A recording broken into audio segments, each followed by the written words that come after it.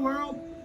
Patricia O'Connor and Frida Reba Darcy here, and today we're looking at our balcony, and things may look a little green and a little lush, like everything's just going on just like we want it, but chaos.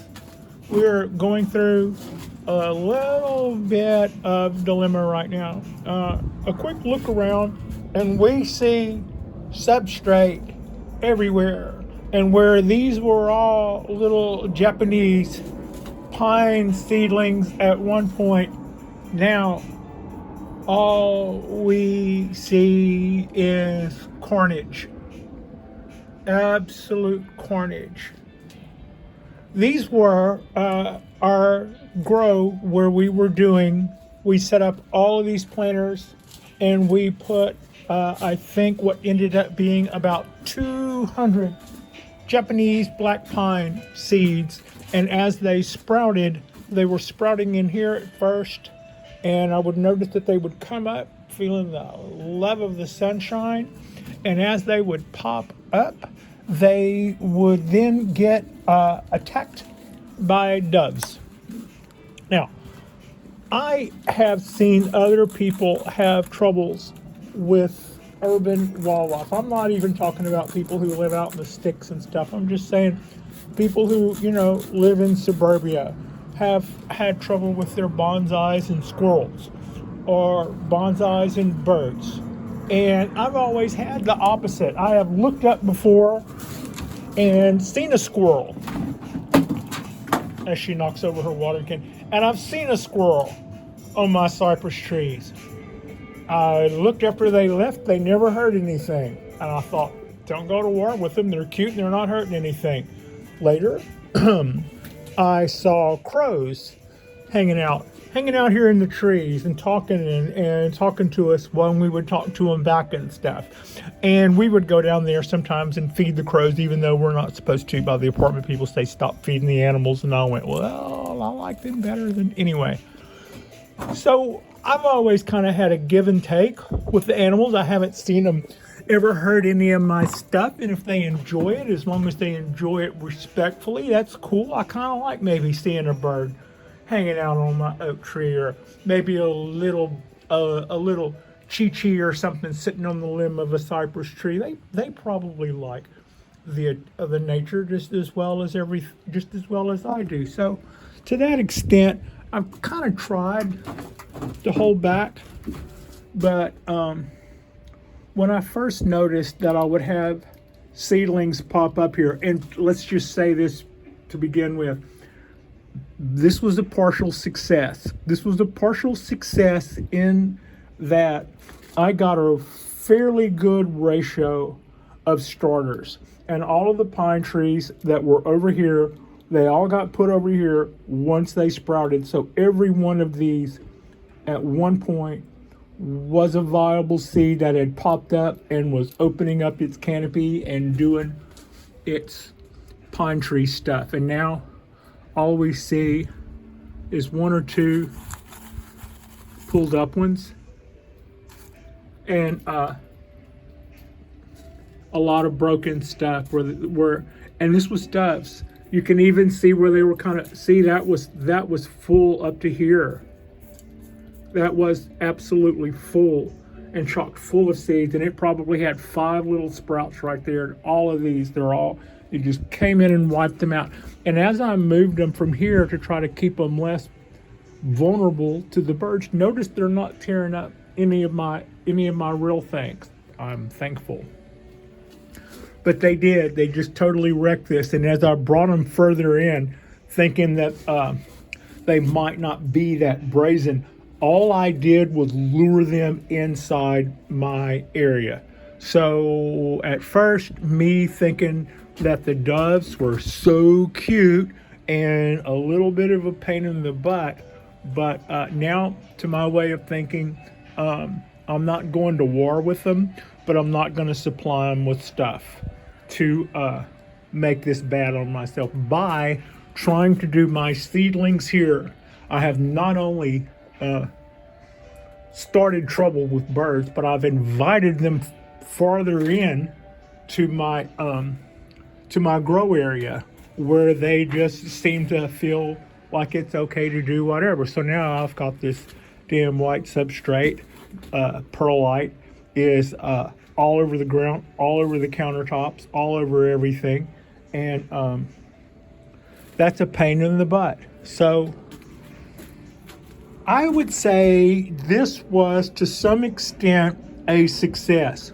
This substrate, I can just reuse all of this. There's no reason why I can't. Those pots, we can reuse all of that. Those trays, we can reuse all of that. Another $20 worth of beans to the door. It wasn't that much. It was only like 15, 17, something like that. And I could be looking at another 200 pine seeds. And the next time around, we will be setting our trays up in the kitchen underneath the fluorescent. And as they pop, we'll be able to keep them. I probably saw many seeds pop before I even started moving them off the rail. And from that time forward, every time one of them would sprout, I'd move them back there. And about the time the birds started noticing that there wasn't enough seedlings for them to get to on my rail, they just invited themselves in.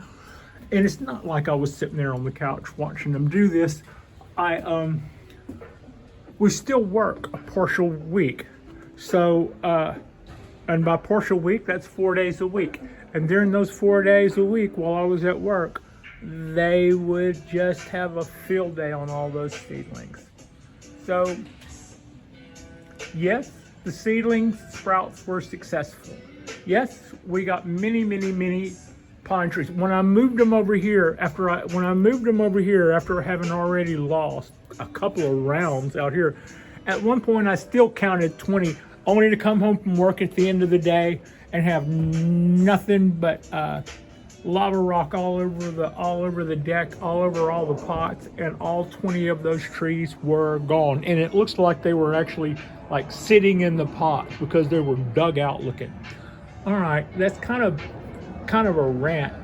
But on the other hand, the point being is we were successful at germinating a bunch of trees, and we could have easily turned that into the 30 or 40 trees that we saw sprout, not counting all the ones that probably sprouted and died without us ever knowing, because it kind of happened while we were away.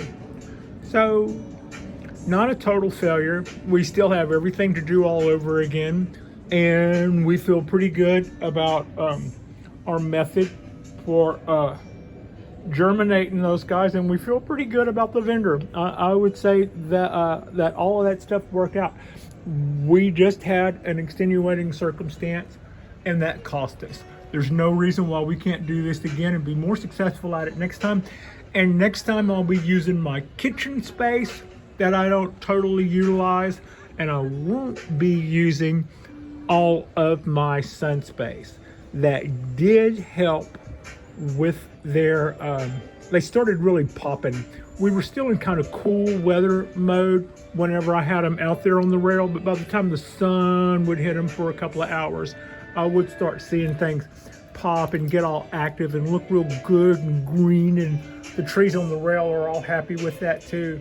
But at the end of the day, I could have simulated that same effect with some heat mats and a fluorescent light, which I have on standby. I have 2 LED fluorescent grow lights hanging out new in the box underneath the bed. Well, actually they're about 3 weeks old. That one of which would suit those guys just right. In fact, fluorescent would probably be a better way to go than direct sunlight. That's a little hard. That can be a little hard on the seedlings. So yeah, that's what's going on there. Just a little quick follow-up and report. During the day, today, this weekend, all of these little black trays with white substrate in them, they are all going to be moved in the kitchen, and we will start rebuilding this. If there are beans in any of those that haven't popped yet, they still can. I probably won't dump them out. I'll probably just kind of level them all off and start over from there. So yeah, and that's going to be kind of what. That's just going to be how that went.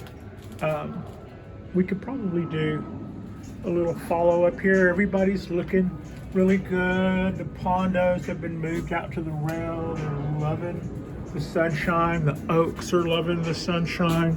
And this is a little quick look here at my literati. My literati Japanese black pine. This guy is about 3.5 feet tall. It has a very nice profile, and its buds are coming out really well. And I'm pretty excited as to the looks of it. These guys have all made it to the rail. I was a little curious as to how they were going to like that much direct sun for that long, and also the wind.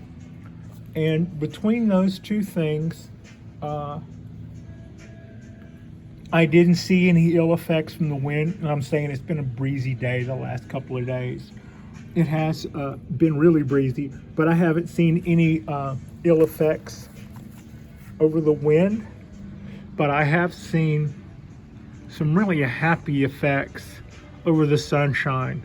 This is our $50 no holler here to from now on to be dubbed Buck Fitty. Buck Fitty. Also, I would change my porn name to Buck Fitty, I think, if I ever. But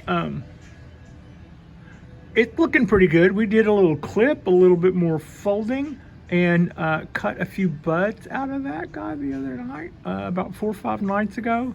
And I pressed it farther down, changed its angles a little more. Pretty happy with that. That always makes me happy, looking at this little tree. And this is the other one that's bringing up the rear. It's so tiny, but it always responds well. It just seems like it never has a bad moment. It's just kind of like whatever the weather does or whatever, it just seems to hang in there pretty nice. That little jump was me touching the screen so it would come in focus. And I like what we've got going with that trunk. It bent and folded really nice. The trees we worked on the other night do not look to have missed a beat. That little guy down there is the one that we hooked another wire to and put some pretzel wrap to. And this guy we took our candle off, and this is a few days afterwards.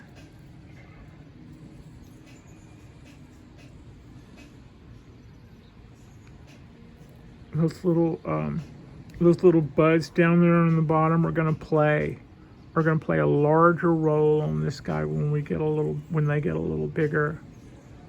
And I just think that the way we have that trunk coiled up there, it's just making a cool little, like a python shape or something, and that's going to come out more as this trunk swells up, and that wire is going to make the trunk swell up more, and those bends are going to be kind of like taking a water hose and putting a kink in it and closing everything. All of that stuff is just going to swell up taut. And I think it's going to play well. Also, you can kind of see the roots working down there at the bottom, the feet, where it goes into the soil. I got to say, for not being able to work the branches yet, because, we don't have any branches yet, obviously. But I find folding these little trees to be addicting. And I can't say enough. Just to go online and maybe pick up 10 of these guys, and then you've got stuff to work with. And their vigor and their vitality is such that you can kind of get away. You kind of get away with things because they're young, they're tough. And when you don't, you learn. Whew. These certainly have been fun. I would say that this is the good side to addiction. We haven't emptied out any checking accounts. This was a month's worth of fun for about 60 bucks with shipping. So, and the pleasure that I derive from these guys is just, it just keeps, you know, we're just going to keep running out with the happy from here on out. It is just absolutely one of the more zen-like things I've done in the last couple of years anyway. So yeah, okay, what else are we going to look at? Let's take a little look at sweet pea while we're here. It is also responding very, very well to it's responding very well to our little prune back. It's responding very well to our repotting that we did earlier in the fall, and our little mound of moss here has stayed very well intact. I gave it a pretty good vigorous watering today with the watering can, which was the first time I'd actually done that. Up until now, I'd always watered around the base with my smaller watering can, and then just kind of go over the top with my mister, and I would spray it with the mister until I would see water come up out of it, like you know, we're really putting it in there heavy. So, and then just another, yeah. So far, the fun that we've had with these trees has been the amount of fun that we've had with just basically folding up their trunks. Whenever we get to start adding wire to these little branches without really screwing them up, that's just going to open up a whole nother phase to this. This will be a whole nother side to this, and I'll look forward to mimicking the motion on these little branches the same way I want to mimic the motion that I've done in their trunks. I would like it to appear as though the same thing affected all of the limbs that would have affected those, you know, the same thing that brought about all those curls and folds and Cheerios would be the same thing that would have affected all of the little branches coming down. Like maybe this cascade has branches and they hang down, and as they hang down, they have little curls and loops in them as well. And that will add just, you know, more dimension to this. In short, I would say that since I have started last fall getting, you know, I started with this guy. When it got to the point where I wanted to just keep doing stuff to this guy, even after I'd already done stuff to it, I'm like, well, I'm going to need some more little pines because I can't do enough work on this one pine tree to satisfy the need I feel to do all of this cool bending and folding. Look at that little bud coming out there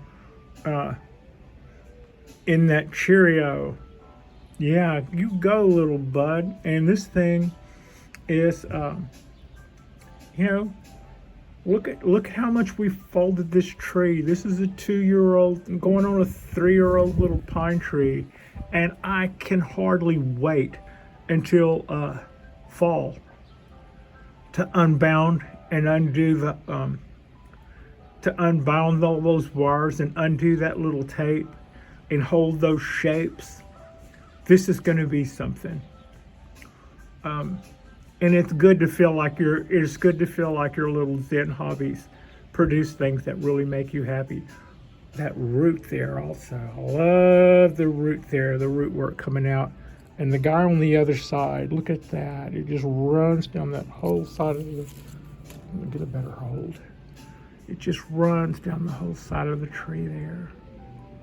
All right, Clover, you are on your way out. So I see me doing a lot more little trees. I have just absolutely enjoyed these. And it's like, it's not an expensive hobby to fold up little pine trees, and it's very, very rewarding to create something. So yeah. We're gonna do another video tonight. This was our little go out. You know, it's beautiful. It's just too beautiful of a day to not be showing what we're looking at when it comes to all of this. You know, this is exactly what you pay for admission for when it comes to living here. This weather could not be any better. It's like high 60s, that color sky. And that makes all our stuff really green and happy. So tonight we'll do more green and happy stuff. We'll bend and fold, hopefully not mutilate, but that's all a part of it. And I want to thank you so much for watching. Frida and I appreciate you, and we will probably do another 3 drops before the weekend's over. That leaving one for Monday. Thank you so much for watching.